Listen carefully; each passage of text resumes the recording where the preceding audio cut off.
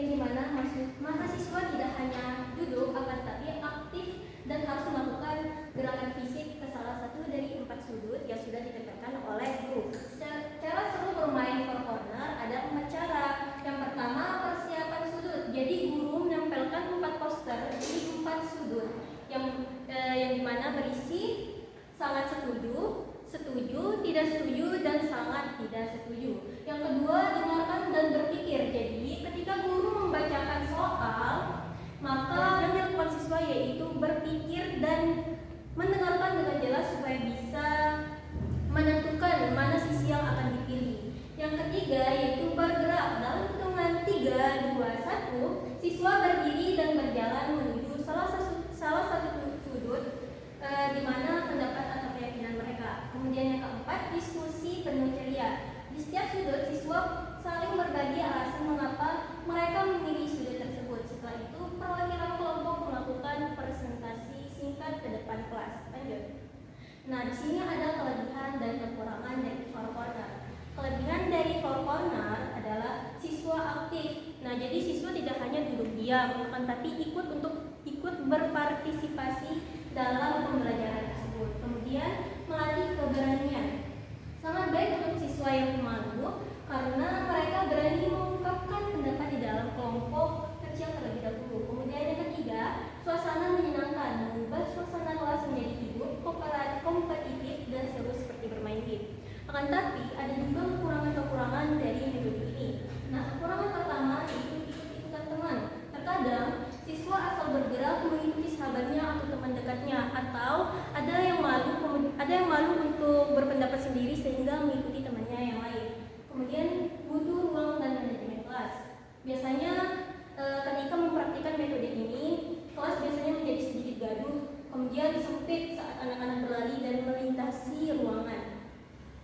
Mungkin kesimpulannya, mengapa cocok untuk PAI? Karena mengubah pembelajaran PAI yang hanya berisi ceramah, biasanya kan berisi ceramah tuh. Nah, kemudian dengan adanya four corner ini dapat menyadarkan siswa bahwa pembelajaran itu tidak hanya berpusat pada guru, akan tapi berpusat juga pada student atau siswanya.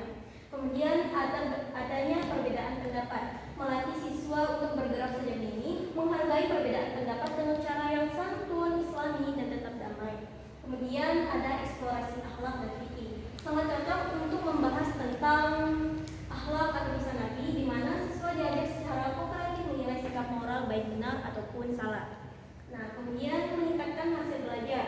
Terbukti secara penelitian mampu meningkatkan ketuntasan hasil belajar siswa pada materi kompleks. Mungkin teman-teman sekalian biar lebih paham, yuk simak video berikut ini. Pertama-tama, guru menempelkan poster pada setiap sudut kelas, yaitu sangat setuju, setuju, tidak setuju. Setelah semua poster terpasang, guru menjelaskan tata tertib permainan four corners kepada peserta didik. Selanjutnya, siswa diminta untuk mendengarkan pernyataan yang akan dibacakan. Kemudian memilih sudut yang paling sesuai dengan pendapat mereka. Setelah itu, siswa menyampaikan alasan mengapa mereka memilih sudut tersebut. Melalui kegiatan ini, siswa belajar berpikir kritis, berani, dan menghargai perbedaan masing-masing.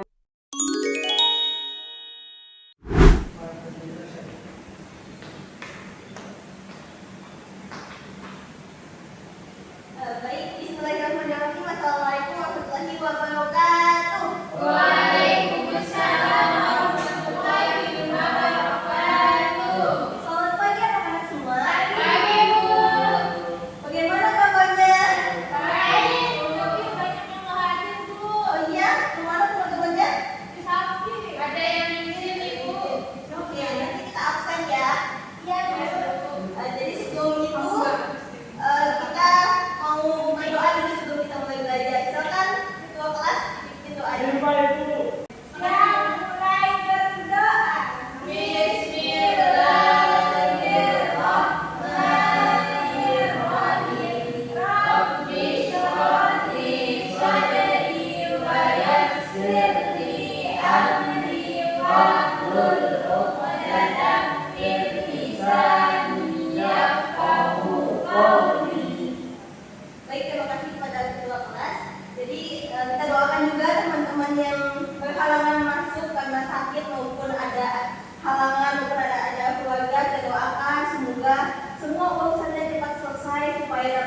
bergabung kembali bersama kita mengikuti kelas. Amin.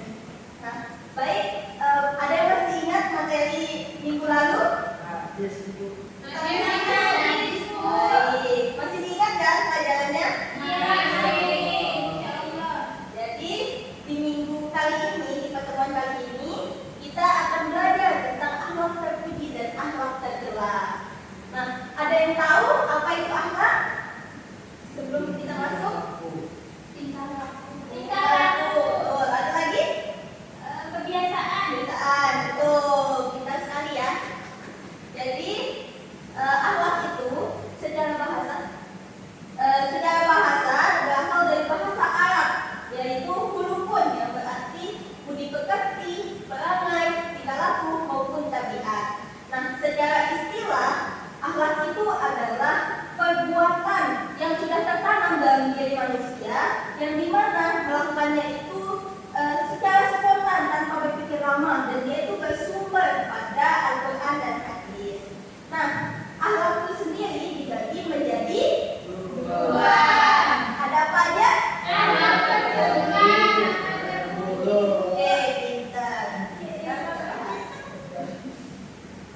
Nah, yang pertama kita akan bahas tentang akhlak terpuji atau akhlak mahmudah namanya.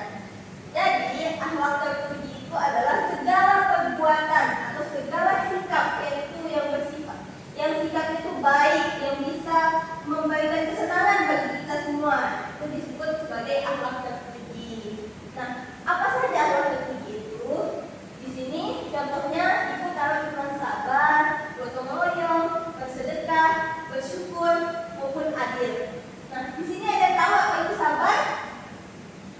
Angkat tangan. Ya, silakan.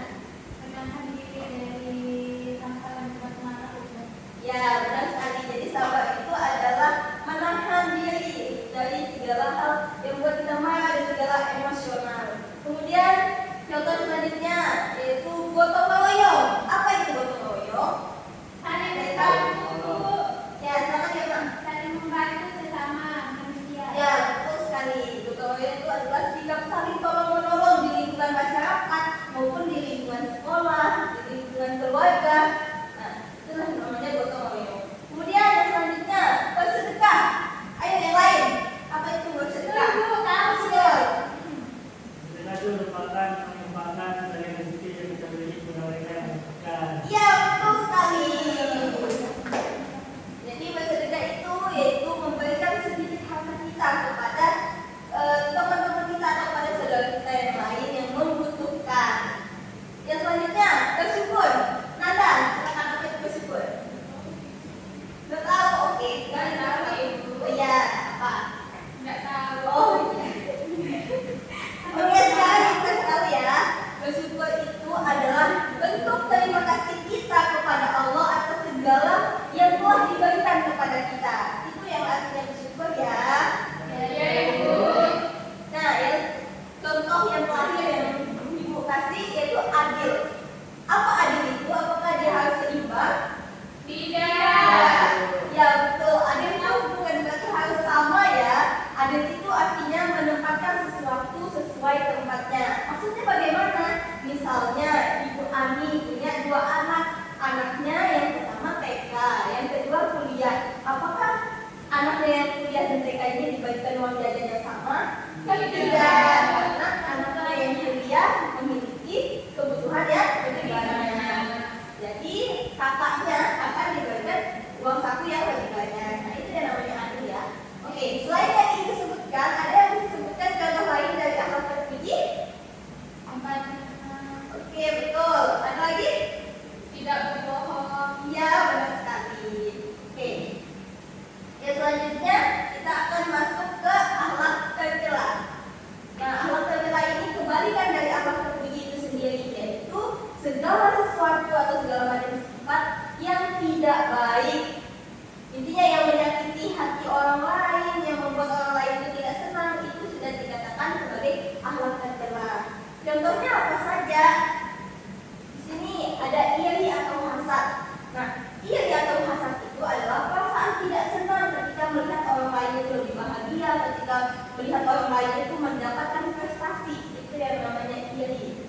Nah, selanjutnya itu ada sifat sombong di sana. Sifat sombong itu adalah sifat di mana kita itu merasa lebih baik daripada orang lain, menganggap orang lain itu lebih rendah daripada kita. Selanjutnya ada mencuri. Apa itu mencuri?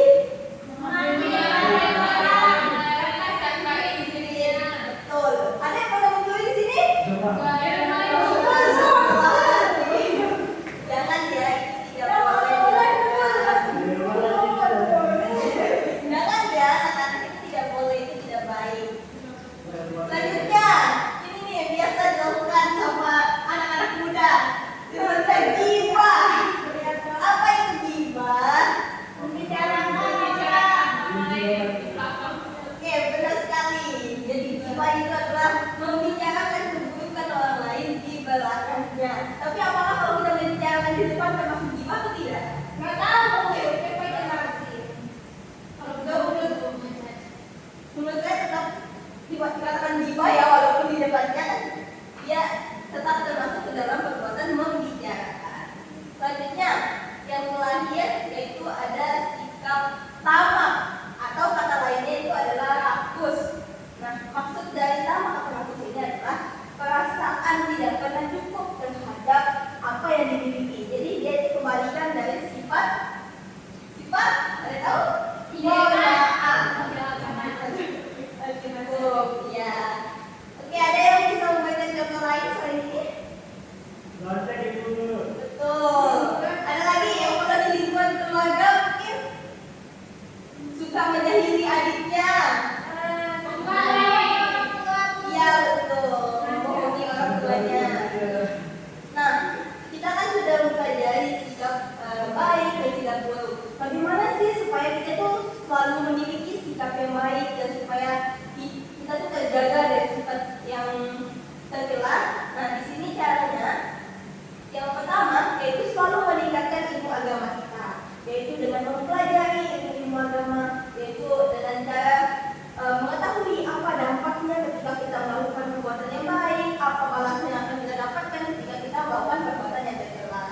Dan selanjutnya cara yang kedua itu latihan hati. Bagaimana cara kita itu melakukan segala perbuatan yang baik dengan cara yang ikhlas, tulus ikhlas tanpa mengharapkan sesuatu apapun kecuali ridho Allah. Selanjutnya, kita bisa memilih lingkungan, yaitu berteman dengan orang-orang yang sikapnya baik. Seperti yang sering kita dengar, ketika kita berteman dengan penjual parfum, maka kita akan keikutan wangi. Nah, begitupun dengan kebiasaan akhlak terpuji dan tercela ini. Jika kita berada di lingkungan yang mohon maaf sering mencuri atau sering berbohong, sering mengumpat, menggunakan kata-kata kotor, maka seiring berjalannya waktu kita pun akan ikut seperti perbuatan teman-teman kita. Maka selain diri kita yang harus dibenahi, inilah lingkungan yang baik. Selanjutnya yaitu muhasabah, dan sering mengintrospeksi diri kita.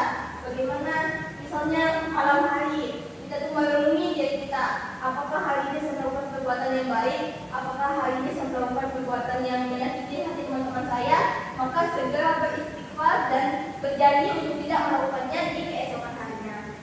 Yang selanjutnya dan yang terakhir yaitu berdoa. Nah, kita sudah melakukan segala ikhtiar untuk menjauhi perbuatan tercela ini, tapi tentu saja harus diiringi dengan doa supaya Allah itu selalu melindungi kita dari perbuatan yang tercela dan selalu mengarahkan kita pada perbuatan yang terpuji. Baik, setelah Ibu menjelaskan materi, sekarang Ibu mau menguji pemahaman teman-teman dengan cara kita bermain, yaitu dengan menggunakan strategi four corners. Baik, sekarang Ibu sudah membuat 4 pojokan, yang dimana di sini ada pojok sangat setuju, sini pojok setuju, di sini pojok sangat tidak setuju, dan di sini pojok tidak setuju. Sekarang semuanya boleh berdiri.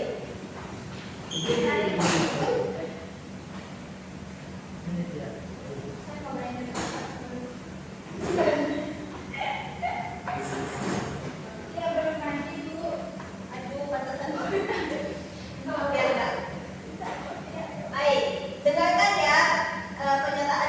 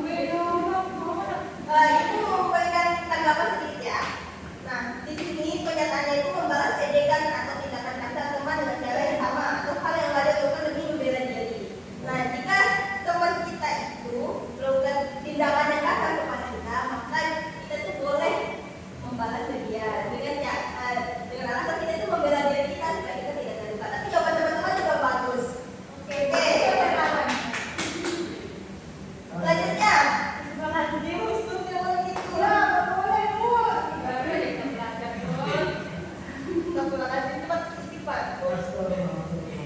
Oke, lanjut pernyataan yang kedua.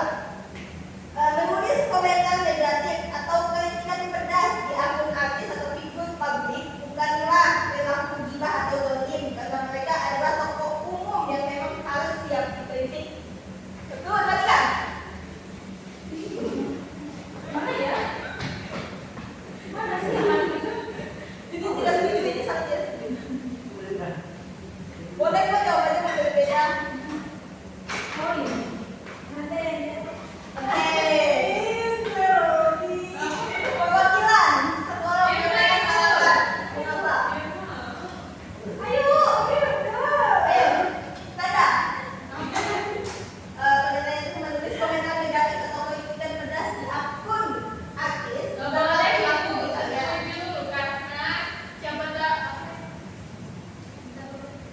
Kenapa? Setuju Ibu, karena dia ini kan tokoh umum, jadi memang harus dikritik apabila dia melakukan kesalahan seperti itu. Oke, baik. Terus kalau sini kenapa jawab tidak setuju? Karena Ibu, walaupun mereka itu public figure yang perlu dikritik atau perlu dinasihati, tapi setidaknya jangan dikomentar, sebaiknya langsung DM atau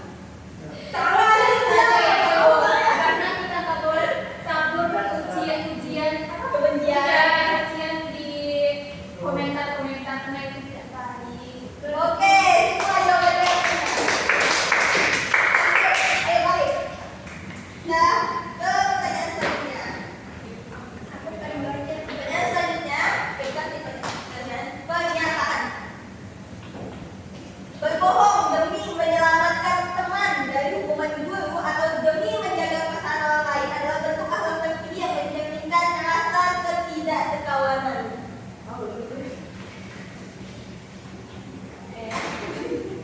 Oke, di sini sudah menjawab setuju dan sangat tidak setuju. Silakan dia dulu. Kenapa tidak setuju aja? Kenapa tidak sangat tidak setuju? Karena mungkin apa namanya, ada Ibu temannya enak menolong dia waktu kesusahan, jadi kita juga boleh kita juga bantu dia, tapi berbohong bukan dalam artian yang jelek, maksudnya kayak misalnya dia lapar misalnya Ibu, terus dia belum makan, terus dia saya mau makan dulu ya, soalnya nanti saya mau fokus belajarnya gitu. Terus nanti pas kuliah ini dia nanti Ibu jadi kamar mandi gitu. Oke. Lagi sarapan, terus perut biar semangat belajar. Oke, kalau dari sini 3 orang yang sangat tidak setuju. Kenapa? Memang kenapa? Karena Ayo, Ayo, kenapa? karena Bu perilaku bohong itu kan merupakan hal tercela. Terus apa lagi? Jadinya nggak boleh bohong. Walaupun sama teman sendiri, menyelamatkan teman sendiri. Ya boleh sih spesial. Tahu nggak? Kamu apa alasannya makanya? Kenapa sangat tidak setuju? Ayo temannya bantuin kenapa? Ayo Dun. kan saya sangat setuju karena berbohong itu benar, bohong itu terbaik. Oke, baik. Selamat pagi.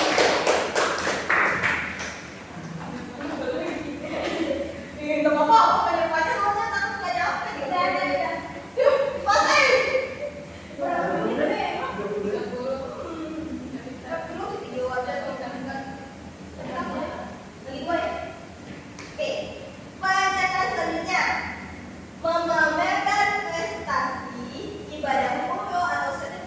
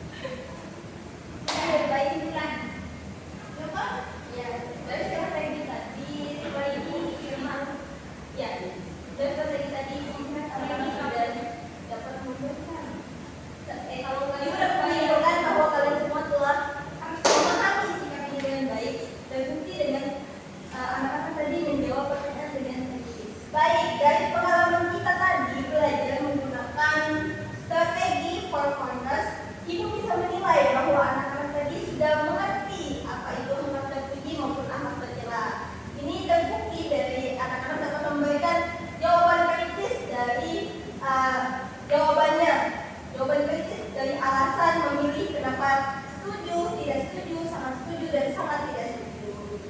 Nah, jadi pembelajaran kita hari ini kita cukupkan. Namun